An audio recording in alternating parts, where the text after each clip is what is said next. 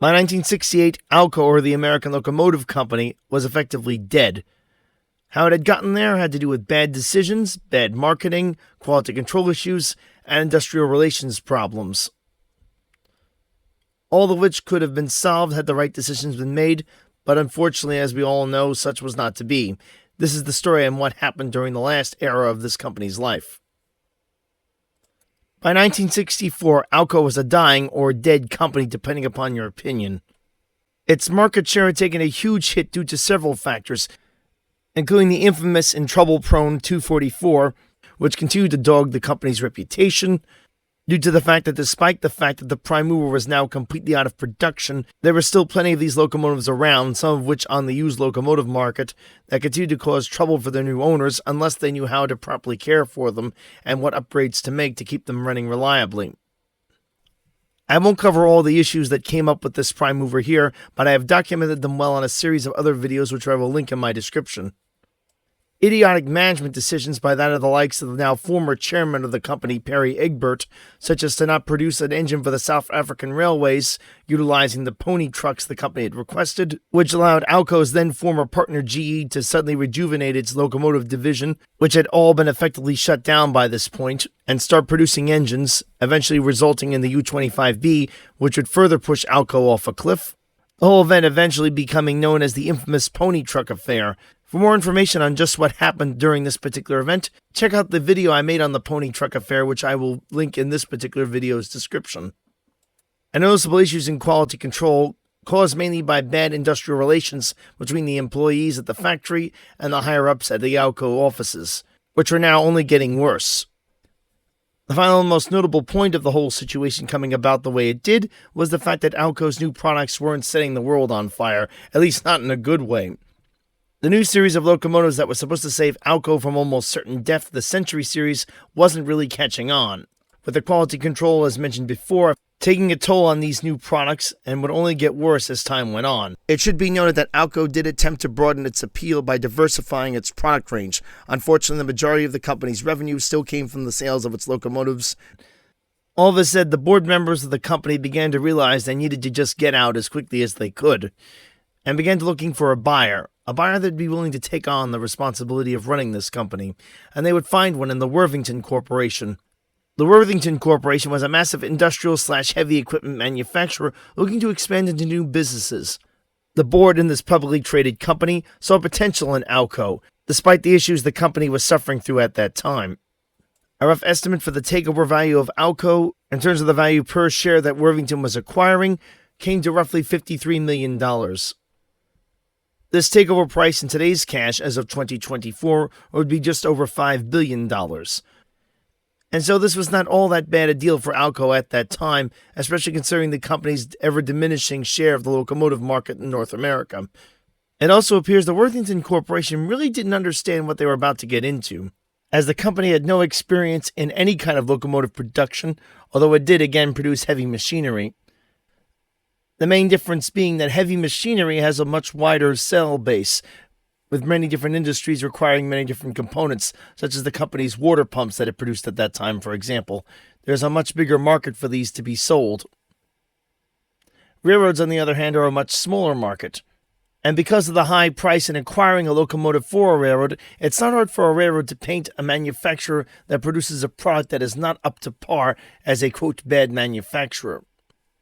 And once that reputation was damaged, it was almost impossible to get back, especially in these ever more leaner times with the economy slowly but surely trending toward a recession.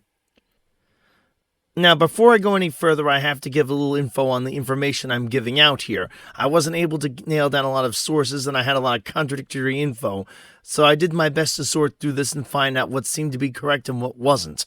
So please pardon me if I do get some details wrong, and if anyone out there has more info on this topic, please post a comment, and I will happily revise this video. The Worthington Corporation clearly didn't know what it was getting into, as I mentioned before. Alco was, at the time, like one of those internet-buy classic cars you find plastered all over the internet, with an excellent-looking paint job, owned by the same little old lady all of its life, only driven to church on Sundays, to the senior center during the week, and driven occasionally by her grandson or granddaughter to the discotheque on Saturday nights. Other than that, it spent most of its time in a garage. Unfortunately, when said person acquires one of these cars, they quickly find that while the outside might look good from a distance, as it turns out it's covered in rust, and the interior is shot, and well, the mechanics don't even get me started, which incidentally will more than likely be the issue with the engine at that point.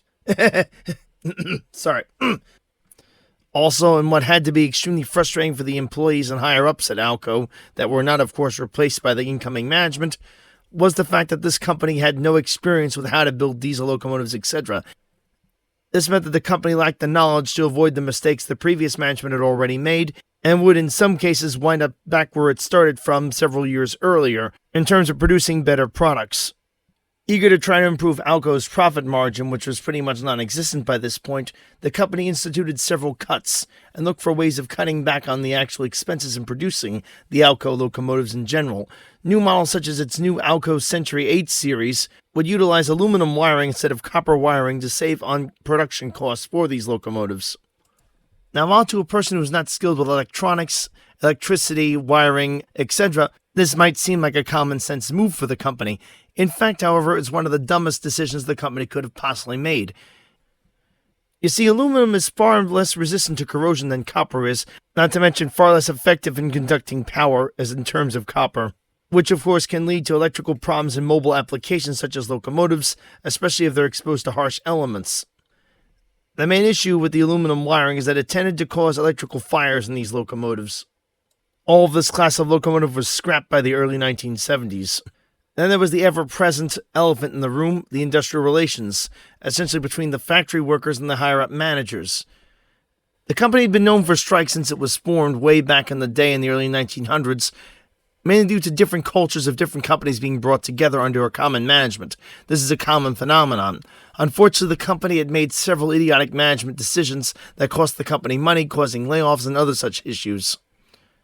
And unfortunately, Worthington was about to make further mistakes in this regard. They immediately began to look for ways of cutting down salaries and benefits, as well as laying people off. This led to more strikes, more issues, and, again, even less quality control, and again, even poorer products being turned out, something the company could not afford at this point, especially considering the bad situation Alco was already in from the 244 debacle, which still was a smell or scent or piece of manure it could not kick off its shoes, no matter how hard it tried. The main reason for this being is that several 244s remained in service, and while later versions of the 244 were much more reliable, there were still plenty of the older ones around, and as these particular prime movers aged, the problems the 244 power plant suffered from became more and more noticeable and more prevalent, including oil leaks which would increase in severity as the prime mover aged, and issues with head gaskets failing, causing water to dilute the oil, both of these underlying issues leading to more problems with crankshafts failing, and Alco having to make 250 prime movers available at a reduced rate, or in some cases for free if there was still a warranty on said prime movers. This is despite the massive improvement that the Alco 251 was to the 244 and 539 prime movers, although this was less for the case of the 539 prime mover, which after increasing refinement after being in production so long, became more and more reliable with age, and easily more reliable than its successor the 244, despite the somewhat infamous reputation the 539 had earned early on. Although Alco had managed to do a number on the 251's impeccable reputation, at least to a certain extent with the infamous piston cap debacle, which was finally solved by a steel piston cap being installed on the prime movers it affected. Unfortunately, several of them needed to be rebuilt because the inferior alloys used in building the piston caps would cause the pistons on the 251 prime movers that had these particular piston caps installed to wear out long before their time. While this problem would be solved with the utilization of a steel piston cap, which would give the locomotives a huge advantage in longevity, nonetheless it still was another headache that was added here. But perhaps the most important piece of the puzzle Alco was missing was mass production, which now, thanks to the before-mentioned bumbling of the former chairman, Perry Egbert, and the infamous pony truck affair, Alco would gain another mass production competitor in addition to GM's EMD division of the now back from the seemingly dead GE locomotive division. Mass production meant that these companies could push out several locomotives at a time, much more rapidly than Alco and much cheaper than Alco, satisfying orders before the company essentially had a chance in some cases to put a quote in, and thus shutting Alco out of major deals, which again further affected the company's revenue. Both of these companies, in addition to mass production, could also afford to finance their locomotives. This is to say, letting railroads pay them off in installment plans. This is a critical issue as railroads by this point in time, in late 60s America, were facing an ever steeper uphill battle to keep themselves afloat thanks to meddling from politicians and the ICC alike, both of which continued to look at railroading from an outdated perspective as them being a monopoly that needed to be kept under wraps and under control, and or having notable interests in automotive companies, or in the case of politicians, for example, not wanting to, for example, allow rail lines to be shut down even if they were unprofitable to the railroads in question, as this would cause a loss of jobs which would not reflect well on said politician's reputation. And this would also make it very difficult, if not impossible, for said politicians to get donations from said automobile companies to their public office runs.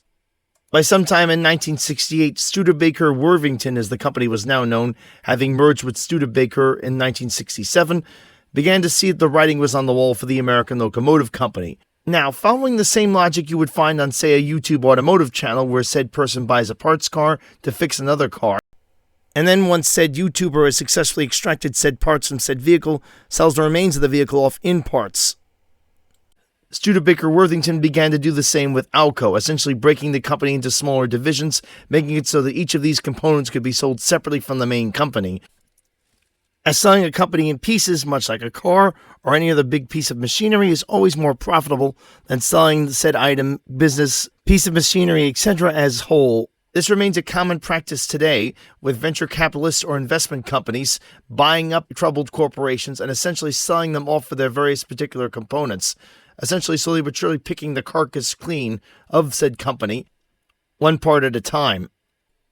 The straw that appeared to break the camel's back for Studebaker Worthington with Alco came in what appeared to be a 1-2 punch, with a strike breaking out in 1968, plus the failure to secure a massive order of locomotives with the Santa Fe Corporation, specifically of that of Alco's C636 model, its most powerful full-on production locomotive that ever would make. The Alco Century 855 doesn't apply here, as this was not meant for a production model, quote-unquote, the 850 being a custom model ordered specifically for the Union Pacific Railroad, and only 3 being ordered. What apparently caused this order to fall through in 1968 was the failure of a single traction motor which had to be replaced 3 times, while a demonstrator was testing with the Santa Fe Railroad, causing the Santa Fe to back away from its very lucrative contract to purchase several of these locomotives. And with this final occurrence, Studebaker Worthington began to dissect Alco, again much like a parts car, selling bits and pieces of it off to several different companies.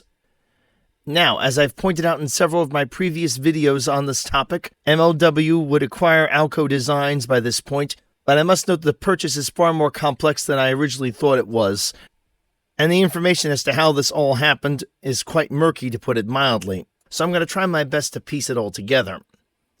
In 1969, MLW was actually in a far more advantageous position than its parent company Alco was. In addition to the fact that the company had a thriving export locomotive business thanks to its now former parent company Alco, the company also benefited from a very strict Canadian rule that would only allow locomotives built in Canada to operate on Canadian rails. And with the now former Canadian Locomotive Works, which essentially was Fairbanks Morris's Canadian Locomotive Division, recently renamed to Fairbanks Morris Canada, officially out of business as of 1969, the only competing locomotive manufacturer that had access to the Canadian market at that time was GM's EMD division, with its plant being located in Ontario, Canada, giving the Montreal Locomotive Works a possible foothold to establish itself as a major locomotive manufacturer, not just in Canada but worldwide. The death of its now former parent company, Alco, now threatened to throw a wrench into those plans. MLW needing, of course, the Alco Designs to continue its production of its own as well as the Alco locomotives, because they were based upon a common design, needed to acquire the rights to the Alco Designs to basically stay in business and continue its current production. In addition to needing to actually buy itself out from its now former parent company, Alco, which again was defunct by this point. Lacking the cash on hand, a very common tactic was used, and it basically sold just over half of itself, roughly 54%, to the Worthington Corporation. The combined company would then be known as MLW Worthington. The deal also included production rights to the 251, but did not include the actual designs of the 251. This part of the American Locomotive Company would eventually be sold to White Motors in 1970. MLW, however, because it had previously worked out an agreement for production rights of the 251, would continue to have the right to produce the 251 for its own use, but would not have control over the production of these engines and could not essentially sell them to other companies directly.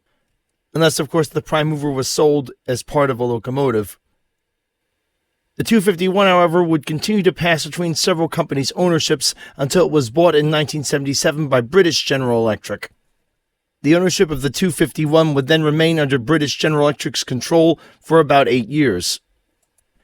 As for Alco's subsidiary turned successor, MLW would produce several innovations during this period, including the wide cab for Canadian railroads, also known as a comfort cab, as requested by the Canadian government to improve the safety and comfort of train operating crews. This new style of cab would actually become an industry standard beyond this point, and would also turn up on U.S. railroads in the following years. MLW would also work with the Pratt & Whitney aircraft manufacturing company at this period in time to produce Canadian National's rather famous fleet of turbo trains, with their design being put together by United Aircraft, but their turbine power plants being based off a Pratt & Whitney design. All seemed well at the MLW Worthington Corporation until 1975, when it was acquired by Bombardier. The deal also included the shares in which the Worthington and its successor companies had. Bombardier apparently had grandiose plans for the newly acquired MLW company, essentially hoping to replace EMD as the dominant locomotive manufacturer not just in Canada, but the world. To further supplement its supply chain, it also acquired the rights to the 251 prime mover from British General Electric. The company then introduced its rather ironically named HR series of locomotives. Short for high reliability, these engines were anything but. Suffering multiple electrical failures throughout their careers, not to mention mechanical problems. A reported gag used with these locomotives was that they created HR issues for any company attempting to operate them.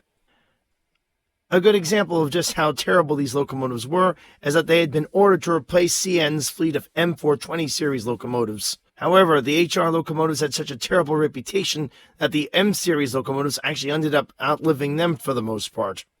The disastrous reputation of this line of locomotives led to the cancellation of another major order of them for CN.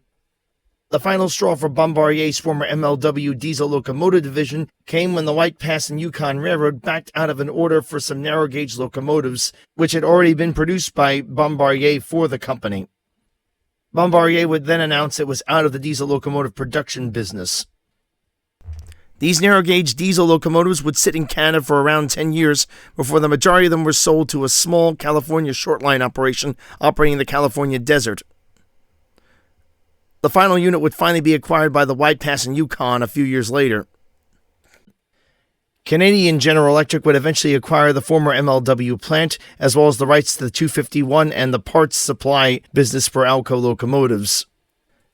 And what could be viewed as a final slap to the face for its long-defunct former partner turned competitor Alco, General Electric began to use the former Montreal Locomotive Works plant to rebuild its U-boat series, yes, the same line that drove Alco out of business in the late 60s years before, into its Super 7 line of locomotives. This would continue into the early 90s when the plant was finally shut down. Part of the MLW plant was destroyed by arson fires, with the rest being demolished several years later. Around this point in time, the 251 prime mover rights were eventually sold of all places to Fairbanks Morse, who continue to produce the 251 to this day, with most sales of the 251 being produced now going to ships as well as small pleasure craft, but are also again available to anyone trying to rebuild an Alco locomotive, and apparently a few have been sold for this purpose. The story of Alco's demise is a very tragic one, which was finally culminated in a company even less competent than Alco, that being Bombardier, taking over the production of its locomotive designs, and through lack of quality control and engineering, essentially managed to destroy what was left of the American Locomotive Company for good, although Fairbanks Morse to this day continues to churn out 251 prime movers. And that's going to do it for this video. If you liked it, give it a thumbs up. If not, thumbs down. Please like and subscribe, and as always, keep the metal side down.